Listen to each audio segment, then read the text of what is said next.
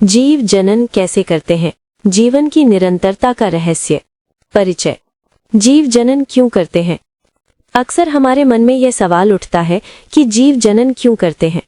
पोषण, श्वसन या उत्सर्जन जैसी क्रियाओं के विपरीत जनन किसी एक जीव के व्यक्तिगत अस्तित्व के लिए अनिवार्य नहीं है। फिर भी जीव इस प्रक्रिया में अपनी ऊर्जा लगाते हैं। इसका कारण ये है कि जनन प्रजाति के अस्तित्व को बनाए रखने के लिए महत्वपूर्ण है। जनन के बिना कोई भी प्रजाति पृथ्वी पर अपनी निरंतरता नहीं बना सकती। इस पूरी प्रक्रिया के केंद्र में डीएनए होता है। डीएनए वो आनुवंशिक संदेश है जो जनक से संतति में गुणों को स्थानांतरित करता है। अतः जनन की मूल घटना शरीर की अभिकल्पना का ब्लूप्रिंट तैयार करना है, जो डीएनए की प्रतिकृति या कॉपी बनाने के रूप में होता है। ये प्रतिकृति कभी कभी पूरी तरह से सटीक नहीं होती, जिससे छोटी मोटी विभिन्नताएं उत्पन्न होती हैं। यही विभिन्नताएं प्रजातियों को बदलते पर्यावरण के अनुकूल बनाने और उनके अस्तित्व को सुनिश्चित करने में मदद करती हैं। आइए अब हम जीवन की निरंतरता को बनाए रखने वाले जनन के विभिन्न तरीकों के बारे में विस्तार से जानते हैं। 1. जनन के दो मुख्य तरीके, अलैंगिक बनाम लैंगिक। जीवों में जनन की प्रक्रिया मुख्य रूप से दो श्रेणियों में विभाजित की जा सकती है, अलैंगिक जनन और लैंगिक जनन। इन दोनों के बीच के प्रमुख अंतरों को हम नीचे दी गई तालिका से समझ सकते हैं। आधार: अलैंगिक जनन, लैंगिक जनन। जनकों की संख्या: इसमें केवल एक ही जनक भाग लेता है। इसमें दो जनक नर एवं मादा भाग लेते हैं। संतति की प्रकृति: उत्पन्न संतति आनुवंशिक रूप से जनक के लगभग समान होती है। उत्पन्न संतति में दोनों जनकों के गुण होते हैं, इसलिए ये आनुवंशिक रूप से भिन्न होती है।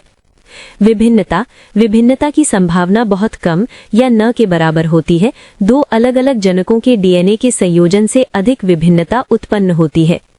अब हम अलैंगिक जनन की विभिन्न विधियों के बारे में और गहराई से जानेंगे। 2. अलैंगिक जनन, जब एक ही काफी है। अलैंगिक जनन वो प्रक्रिया है जिसमें एक एकल जीव द्वारा नई संतति का सृजन किया जाता है। ये विधि विशेष रूप से सरल संरचना वाले जीवों में पाई जाती है। इसके कुछ प्रमुख प्रकार निम्नलिखित हैं। 1. विखंडन। ये एक कोशिकीय जीवों में कोशिका विभाजन द्वारा जनन की विधि है। इसके दो मुख्य प्रकार हैं। द्विखंडन: इसमें कोशिका विभाजित होकर दो बराबर भागों में बंट जाती है, जैसा कि अमीबा में होता है। बहुखंडन: इसमें एक जीव एक साथ कई संतति कोशिकाओं में विभाजित हो जाता है, जैसा कि मलेरिया परजीवी प्लाज्मोडियम में होता है। खंडन: इस विधि में स्पाइरोगायरा जैसे सरल बहुकोशिकीय जीव विकसित होने पर छोटे छोटे टुकड़ों में टूट जाते हैं। प्रत्येक टुकड़ा या खंड वृद्धि करके एक नए जीव में विकसित हो जाता है। पुनरुद्भवन: प्लेनेरिया और हाइड्रा जैसे कुछ जीवों में अपने कटे हुए शारीरिक भागों से एक पूर्ण जीव का पुनर्निर्माण करने की अद्भुत क्षमता होती है। यदि इन जीवों को टुकड़ों में काट दिया जाए तो प्रत्येक टुकड़ा एक नए जीव में विकसित हो सकता है। हालांकि ये पुनरुद्भवन विशिष्ट कोशिकाओं द्वारा संपादित होता है और ये क्षमता सभी जीवों में नहीं होती, इसलिए इसे जनन के समान नहीं माना जाता। मुकुलन: हाइड्रा में जनक के शरीर पर एक उभार या मुकुल विकसित होता है। ये मुकुल धीरे धीरे वृद्धि करके एक नन्हे जीव में बदल जाता है और पूर्ण विकसित होने पर जनक से अलग होकर एक स्वतंत्र जीवन शुरू करता है। कायिक प्रवर्धन: ये पौधों में जनन की एक विधि है, जहां जड़, तना या पत्तियों जैसे कायिक भागों से नए पौधे उगते हैं। उदाहरण के लिए ब्रायोफिलम की पत्तियों के किनारों पर कलिकाएं विकसित होती हैं, जो मिट्टी में गिरकर नए पौधे बन जाती हैं। गन्ना और गुलाब जैसे पौधों के लिए इस विधि के दो प्रमुख लाभ हैं। इस विधि से उगाए गए पौधों में फूल और फल कम समय में लगते हैं और उत्पन्न सभी पौधे आनुवंशिक रूप से जनक पौधे के समान होते हैं। बीजाणु समासनुः: राइजोपस जैसे कवक में बीजाणुधानी नामक संरचना में विशेष कोशिकाएं या बीजाणु बनते हैं। इन बीजाणुओं के चारों ओर एक मोटी दीवार होती है जो प्रतिकूल परिस्थितियों में इनकी रक्षा करती है। नम सतह के संपर्क में आने पर ये बीजाणु अंकुरित होकर नए जीव को जन्म देते हैं। अलैंगिक जनन की ये सादगी लैंगिक जनन की जटिलता से बिल्कुल भिन्न है, जिसकी चर्चा हम अगले भाग में करेंगे। 3. लैंगिक जनन, विभिन्नता की शक्ति।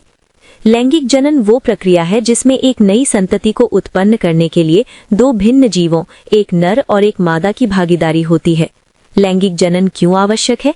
इसका सबसे बड़ा लाभ आनुवंशिक विभिन्नता है।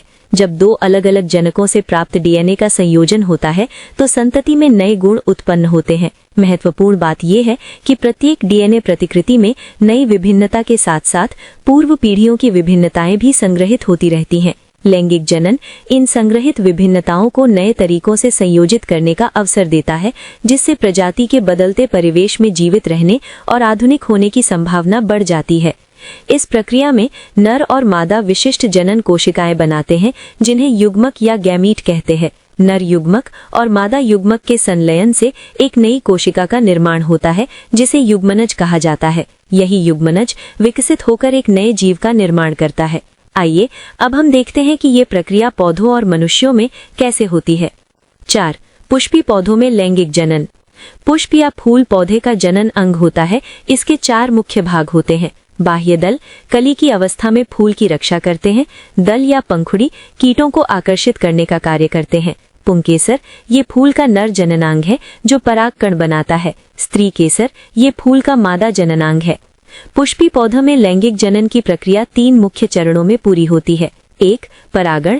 पुंकेसर से परागकणों का स्त्री केसर के वर्तिकाग्र पर स्थानांतरण परागण कहलाता है। ये स्वपरागण या परपरागण हो सकता है। ये स्थानांतरण वायु, जल अथवा प्राणी जैसे वाहकों द्वारा संपन्न होता है। 2. निषेचन। वर्तिकाग्र पर पहुंचने के बाद परागकण से एक पराग नलिका विकसित होती है जो बीजांड तक पहुंचती है। इस नलिका के माध्यम से नर युग्मक मादा युग्मक से पहुंचकर उससे संलयित हो जाता है। इसी प्रक्रिया को निषेचन कहते हैं। 3. बीज और फल का निर्माण। निषेचन के बाद बीजांड एक कठोर आवरण विकसित करके बीज में बदल जाता है और अंडाशय तेजी से वृद्धि करके फल में विकसित हो जाता है। बीज के अंदर एक भावी पौधा या भ्रूण होता है। जिस तरह पौधों में एक सुव्यवस्थित जनन प्रक्रिया होती है, उसी तरह मनुष्य में भी ये प्रक्रिया अत्यंत विशिष्ट होती है। 5. मानव में लैंगिक जनन। मानव में जनन की प्रक्रिया यौवनारंभ से शुरू होती है। ये किशोरावस्था की वो अवधि है जब शरीर में लैंगिक परिपक्वता आती है और जनन उत्तक परिपक्व होना प्रारंभ करते हैं। यौवनारंभ के दौरान लड़के और लड़कियों में होने वाले कुछ प्रमुख शारीरिक परिवर्तन निम्नलिखित हैं। सामान्य परिवर्तन। लड़के और लड़कियां दोनों में कांख और जननांगी क्षेत्र में बालों का उगना, हाथ पैर और चेहरे पर महीन रोम आना, त्वचा का तैलीय होना और मुहासे निकलना। केवल लड़कियों में होने वाले परिवर्तन, स्तनों के आकार में वृद्धि, रजोधर्म या मासिक स्राव की शुरुआत। केवल लड़कों में होने वाले परिवर्तन, चेहरे पर दाढ़ी मूंछ का आना, आवाज का भारी होना या फटना। 5.1 नर जनन तंत्र। नर जनन तंत्र में जनन कोशिका यानी शुक्राणु का उत्पादन करने वाले अंग और उन्हें निषेचन के स्थान तक पहुंचाने वाले अंग शामिल हैं। वृषण ये शुक्राणुओं का उत्पादन करते हैं। शुक्रवाहिका ये शुक्राणुओं को वृषण से आगे ले जाती है। इस मार्ग में प्रोस्टेट तथा शुक्राशय अपने स्राव शुक्रवाहिका में डालते हैं, जिससे शुक्राणु एक तरल माध्यम में आ जाते हैं। ये माध्यम न केवल उनके स्थानांतरण को सरल बनाता है, बल्कि उन्हें पोषण भी प्रदान करता है। शिश्न ये मैथुन के समय शुक्राणुओं को मादा के शरीर में पहुंचाने का कार्य करता है। 5.2 मादा जनन तंत्र। एक महत्वपूर्ण तथ्य ये है कि लड़की के जन्म के समय ही उसके अंडाशय में हजारों अपरिपक्व अंड होते हैं, जिनमें से कुछ यौवनारंभ के बाद परिपक्व होना शुरू होते हैं। मादा जनन तंत्र में अंड कोशिका का निर्माण और शिशु के विकास के लिए आवश्यक अंग होते हैं। अंडाशय ये अंड कोशिकाओं का निर्माण करता है। अंडवाहिका ये वो स्थान है जहां अंड कोशिका और शुक्राणु का निषेचन होता है। गर्भाशय ये एक लचीली थैलीनुमा संरचना है जहां निषेचित अंड स्थापित होता है और भ्रूण का विकास होता है।